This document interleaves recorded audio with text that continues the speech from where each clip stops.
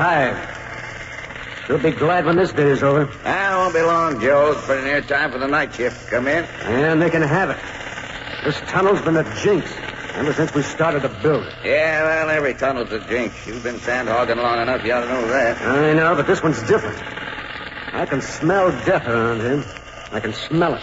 Well, I can smell that pot of goulash my old lady's got cooking on the stove.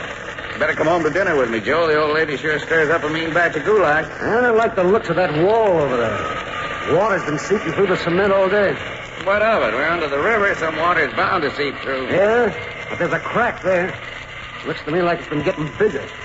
There's 70 hogs working down here. Yeah, if you're so scared, prop it up with the timber. We'll have them throw some more cement in there in the morning. I've seen lots of them. Hey, Joe, you're right. It is breaking. Hey, guys, get out! Get out! She's gonna blow! That lousy cement, I knew they'd be an accident. Not accident. Murder. That's what it is. Murder.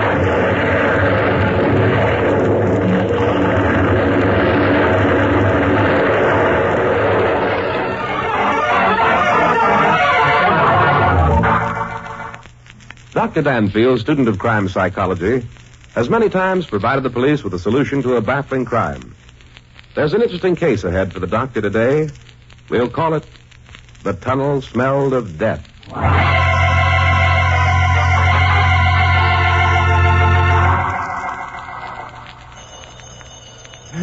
You want to get that, Rusty? Okay. Hello? Yes, just a minute. It's for you, Dan. All right, give me. Hello? Speaking. Oh? Well, I hardly think that's exactly my line. Yes, I know. It was terrible. Well, let me think it over. I'll call you back. What was all that about?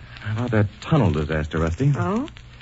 That was the head of the Civic Betterment League. He wanted us to do a little investigating. Are we going to? No, I don't think so. That affair smells to high heaven of graft and corruption.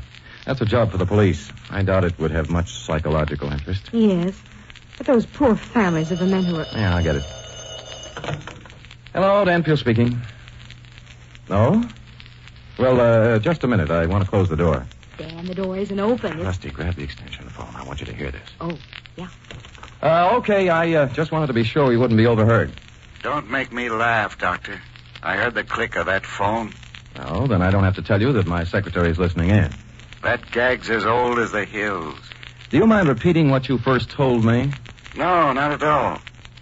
I said I had word that you were asked to investigate the tunnel disaster. You must have big ears. I have ways. What I want to know is, are you going to do it? Possibly. I sincerely advise against it. Oh, you do? Yes. Forget it. It was an accident. And if I don't forget it? Look, Danfield, the death toll on that job's already 70. You and that red-headed secretary of yours would make it 72. You might as well hang up, Rusty. Our friend has finished his speech. The nerve of that guy. No, not nerve, Rusty. It doesn't take any nerve to make threats over the telephone. What are you going to do? A little investigating. This case has suddenly become very interesting. I'd like to stick a pin in that bird's superiority complex.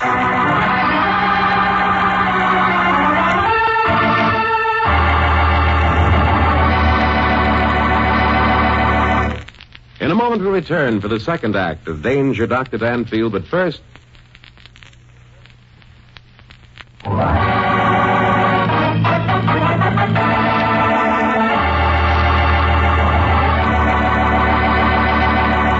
And now we return you to Michael Dunn for the second act of Danger, Dr. Danfield.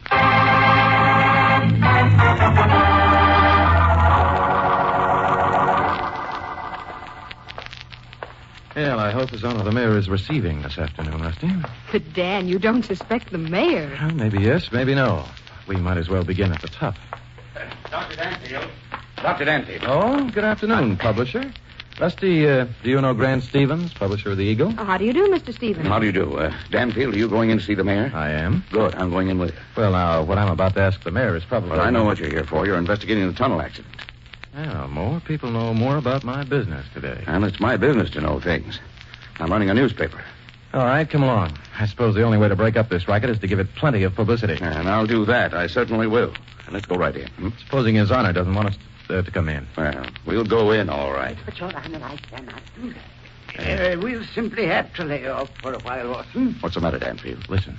But an investigation. I cannot afford an investigation. Let's go right in. All right. Good afternoon, Your Honor. What, why, how dare you invade the sanctity of my. Good afternoon, Mr. Stevens. How do you do, publisher? Riley, Plum, this is Dr. Daniel Danfield and his secretary. You should know Mayor Riley Danfield. The other is Orson Plum, city engineer. How do you do? Dr. Danfield's here to investigate the tunnel disaster on behalf of the Civic Betterment League. Investigate the terrible disaster. Terrible. Oh, yes, my, it was awful, awful. I couldn't sleep a wink last night thinking of those poor men. To say nothing of the expense to rebuild it. But why start your investigation here? Well, I've got to start somewhere. I don't think I care to answer any questions. My office carries a certain amount of immunity, you know. Well, you will answer some questions. I and the power of my newspaper put you in this office, and my newspaper and I can put you out of it. If there's corruption here in the City Hall and incompetence in our engineering department, by Godfrey, I want to know about it. I'll spread it over every front page of the country. I'll expose the whole dirty mess to the whole wide world. But I know absolutely nothing about the accident. Very well. And answer Dr. Danfield's question. Of course. I'll be only too glad to assist in any way possible. Oh, thank you, Your Honor. So you know nothing about the building of this tunnel? The building of the tunnel, my dear sir, is the responsibility of the city's engineering department. Now, see here, Your Honor, you're not going I'll to... get you in just a moment, Mr. Plum. Go on, Mayor Riley. I'm very proud of that tunnel, Dr. Danfield. I have fought for it courageously from the very beginning. Why should I want to see anything happen to my favorite project? I didn't say you did. Then why are you asking these questions? I haven't asked any yet. Ah. By the way, where were you when the accident occurred, Your Honor? I was out at my new country home, supervising the construction of a sunroom. Oh, you have a country home? Yeah, I most certainly do. A beautiful place. Cost me $60,000. $60,000? Yes. And just how much did that suit you're wearing cost, Your Honor? Why, $150. Why? $150 for a suit of clothes? Why, I never paid more than $45 in my life. Walk upstairs, Mr. Stevens? Don't be facetious, young lady. And his diamond ring, Dan. Yes, the diamond ring, Your Honor. I don't have to be catechized about my personal I rather belongings. think you're going to be, Your Honor. For instance, how is it that a man who has a yearly salary from the taxpayers of only $8,000 can afford a $60,000 home? I have certain investments. Plus $150 suit. Now, look, I'm not And going a $5,000 ring. That ring was given to me by one of my constituents. Wasn't your new country home given to you also by the Adamson Construction Company? The company that's building your new tunnel? No, it was not. Then where did the money come from to build your new home? What investments? Be specific. Well, If you don't tell me, you'll tell the FBI. That tunnel is being built with government funds. Well, a man in my position often gets gifts. Some people I'm able to do favors for. Nearly every city official does. Well, that'll make excellent reading material. That I didn't get anything from the Adamson Construction Company, and you can investigate me from here to high water. I doubt if you'll have to look any further, Dr. Danfield. Riley's got a guilty look if I ever saw one. The highest gift I ever received wasn't over $1,000. Looks pretty bad for his honor, Dan. Maybe. Now you, Mr. Orson Plum. Me? Yes. Up until the time of the accident, what work on the tunnel was it going along as anticipated? No, indeed. We've been having a lot of trouble.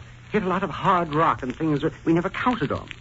The tunnel is going to cost $15,683,000 more than we expected. Now, with this accident, it'll cost another $2.5 million. You're pretty sure of your figures, Mr. Plum. I am. I'm a good engineer. Tell me, just how is the tunnel being constructed? Well, there are two 100-foot shafts, one on each side of the river. We've been tunneling toward the center, and we'll meet exactly 3,206 feet in. The tunnel has a bore of 36 4/10 feet. And you expect that the tunnels from each side will meet exactly? According to my calculations, they won't be more than 3/10 of a foot off. Mr. Plum, what, in your opinion, was the cause of the tunnel's collapse? I'm not prepared as yet to say. Could it possibly have been that the cement mixture was not up to specifications, or that not enough reinforcing steel had been used? No, Dr. Danfield, not that. That would make whoever was responsible liable to criminal prosecution. Why, he'd be no less than a murderer. You're exactly right, Mr. Plum. Oh, my, this is awful. Those poor men. And to think that this should happen today of all days. Oh, what's different about today? My daughter is being brought out tonight. At least she was. Now, my wife is so upset over this affair that we'll have to have it postponed. Well, that shouldn't be so hard to do. Young lady, have you ever tried to cancel 1,048 invitations? Plus a dance band and the caterers? Phew, what a party. Just how much is your yearly take, Mr. Plum? Huh? Take? Yes, salary. 7,500. Less withholding tax, of course. Why? Brother, the tricks these fellas can do on $7,000 or $8,000. Yes, Rusty. I'm afraid I'm in the wrong business. Tell me, where does your graft come from, Mr. Plum? Dr. Danfield, that's an insult. Either tell me or the FBI. I do receive a slight commission from some of the companies who do construction jobs for the city. I'll admit it's unethical, but And these are the two men that I and my paper helped put into public office. Well, Danfield, I've heard enough. I'm going to put out an extra. The Eagle will break up this gang of corrupt office holders, or my name isn't Colonel Grant Stevens. Mr. Stevens, please don't print this in your paper. I'm not responsible for the accident. I swear it. I'll resign if you want me to, but don't print it. It'll kill my wife. Your wife? You should have thought of your wife before you took your first bride. Thank heavens I've never married. Well, Rusty, I think the next thing for us to do is go down and take a look at that tunnel. I've got a hunch that the answer to this whole thing is about 100 feet underground. Oh, care to go along, publisher? Well, I haven't the time now. I've got to get that extra out. And as for you, Riley and Plum, you can read your political epitaphs on the front page of my paper in just exactly 1/2 an hour. Good day, gentlemen. Wow, what a stuffed shirt. Lawson, looks like the jig's up. Dr. Danfield, I must beg of you, don't go down in that tunnel. Oh, why not? It isn't safe. We pulled everybody out of there. And only keeping the pumps going to keep the water down. Well, I think Rusty and I can take care of ourselves. I wouldn't do it, Danfield. 70 dead men are enough. No use you two adding to the list. I don't think they want us to go down, Rusty. Doesn't look like it. What are we going to do? We're going down.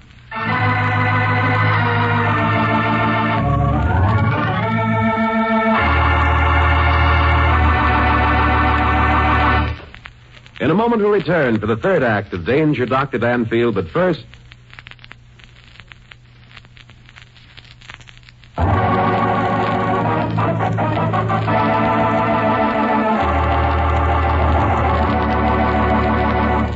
And now back to Michael Dunn for the third act of Danger, Dr. Danfield.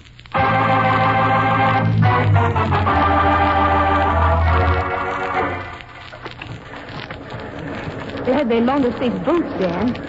Sure wet down here. Yeah, the water's about 3 inches deep. Yeah, it's a wonder the whole river didn't come in when the walls fell. Those poor guys. I'd hate to be caught in a place like this. It's like a tomb. Down that water. The pumps are keeping it down pretty well, Rusty. Yeah, let's see. Flash a light ahead. I see we ought to be getting to the place where she caved in. Yeah, there's a big pile of stuff just up ahead. Yep, this is it, all right. Say, feel this chunk of cement, Rusty. Why, it crumbles. Just like breadcrumbs. Yes, indeed. Just as I thought. That stuff hasn't got enough cement in it to make a mud pie. Flash the light up on the walls, will you? That hole up there. Up here, Dan? Yeah. Hey, you see that, Rusty? Hardly any steel in there at all. No wonder she fell in. What's it mean, Dan? Well, it means that somebody has been diverting a lot of steel and cement that should have been used in this tunnel to another operation. What other operation? Well, I believe that Mr. Stevens in his newspaper would call it the black market. I thought the black market was dead. Well, not in materials like steel and cement, Rusty. Now, the stuff that's been stolen from this tunnel would probably bring over $1 million. Gee, it looks bad for our engineering friend, doesn't it? Yes, and bad for the mayor, too. Rusty, listen. I don't hear anything. Neither do I. Just the water, that's all. What'd you ask me that for? Well, because we should be hearing something. The pumps. Somebody turn them off. Come on, Rusty, we better run for it. What would anybody want to do that for? So the water run in faster, I suppose. But the tunnel will fill up without the pumps going. That's about the idea, Rusty. It's up to my knees now, Dan. The cage is just up ahead there. Water's getting awfully deep, Dan. I know, but keep going. There's a little light just up ahead. The light. Yeah, light coming down from the shaft. We're going to make it all right. Dan, the elevator. Hey, Rusty, what about it? It isn't there. What? By George, you're right. Rusty, somebody's really got it in for us. You mean they're trying to... Drown us like a couple of rats, Rusty. What do we do, Dan? The water's up to my waist. There should be a ladder here somewhere. Don't get excited. Usually is in one of these shafts for emergencies. Yeah, here it is. Now, come on, Rusty, I'll give you a boost. Come on. Well, it looks like a long way up. Well, keep on climbing, Rusty. I'm right behind you. I won't let you fall. I'm afraid I'll get dizzy. I never could stand climbing. Keep looking up. Don't look down. Who would be trying to kill him? Well, I'm not sure yet, but whoever it is in for a big surprise. Also a good long stretch under supervised restraint. Yeah, there's the top. Pull yourself out, Rusty. Oh, boy. I never want to get over 2 inches underground again. Yeah.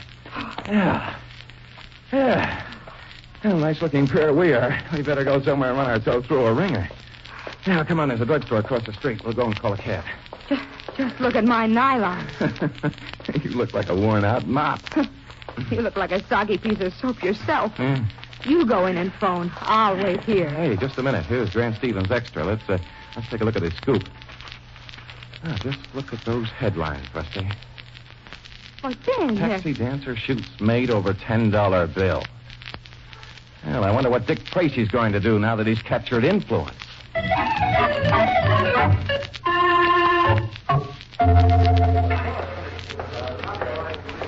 Yeah, that's Grant Stevens' private office over there. That glassed-in box? Yeah. That's just about as private as a show window at Macy's. He likes to watch his employees work, I guess. Well, anyway, he'd have a hard time telling anybody that he was out. And right now, he's in. You bet.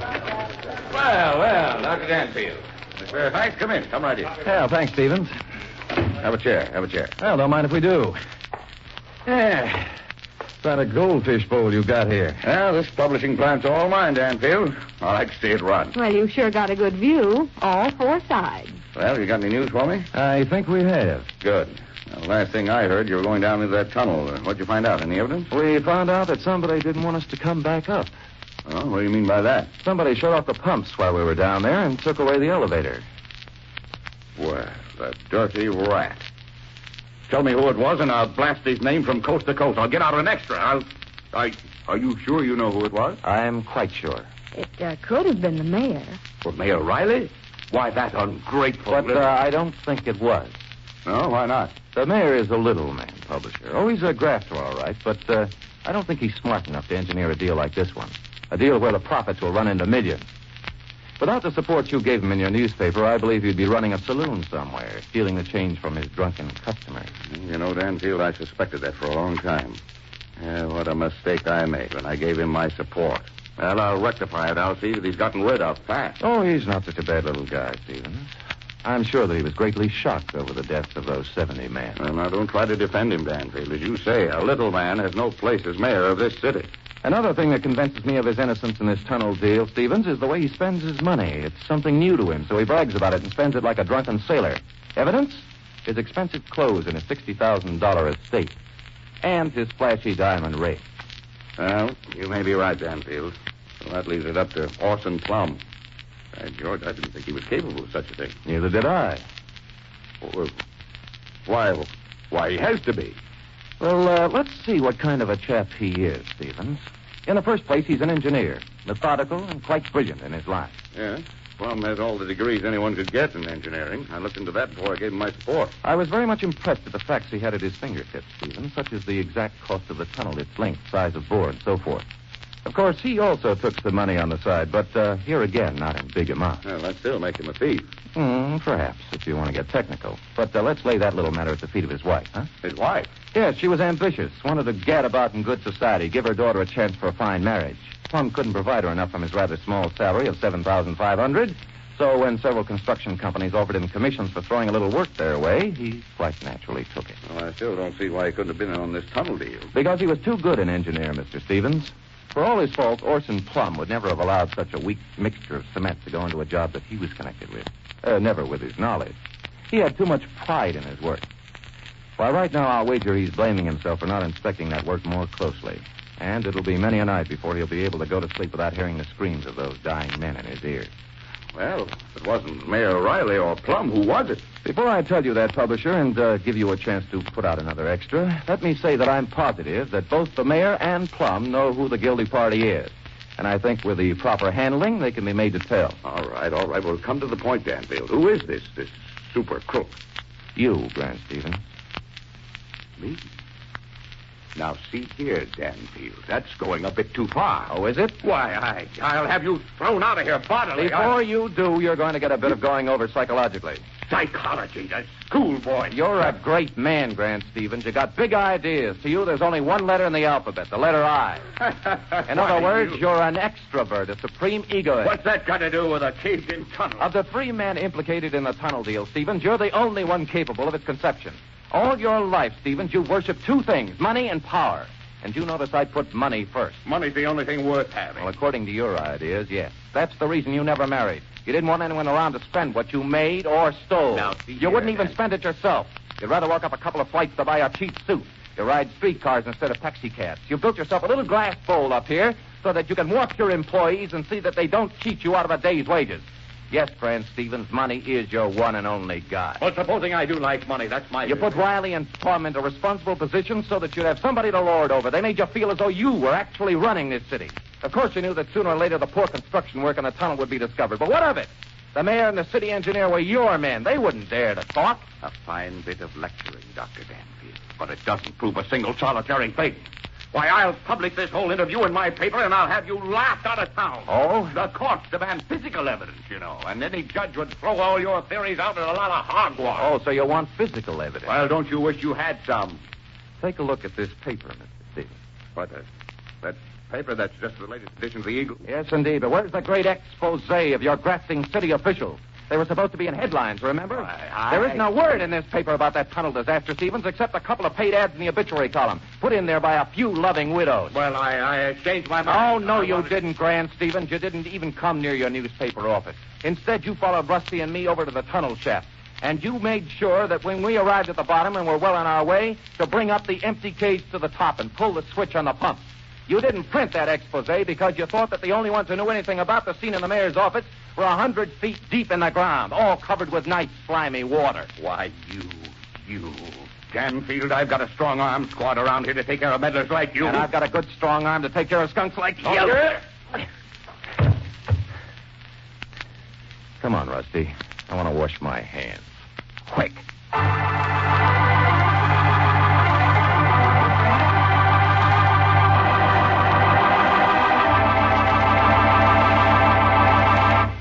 In a moment, we'll return for the conclusion of Danger, Dr. Danfield, but first...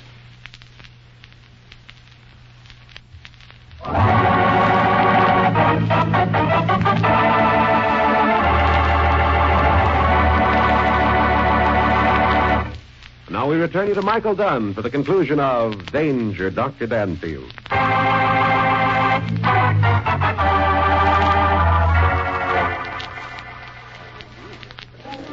And so, on behalf of the Civic Betterment League, I take great pleasure in presenting this certificate of appreciation to Dr. Daniel Danfield. The old hypocrite. How come he's still mayor? Well, he did us a good turn by telling all he knew about Grant Stevens. We present this certificate to Dr. Danfield for his great work in exposing the graft and corruption that was running rampant in our fair city. Gee, that certificate's mighty pretty, Dan. Now, before I ask Dr. Danfield to speak, I wish to tender my resignation as mayor of this city. My health has been rather poor lately, and I feel the need of travel. Well, a little man's the last, afraid to stick it out. You ought to know I'd never tell. Dan, the city clerk is sitting right over there. I'll bet he'd give us the certificate, too. Yeah? What for, Rusty? A marriage certificate, stupid. Oh. Now, I'd like to call on Dr. Daniel Danfield. Ladies and gentlemen, I've just escaped from being trapped in a tunnel.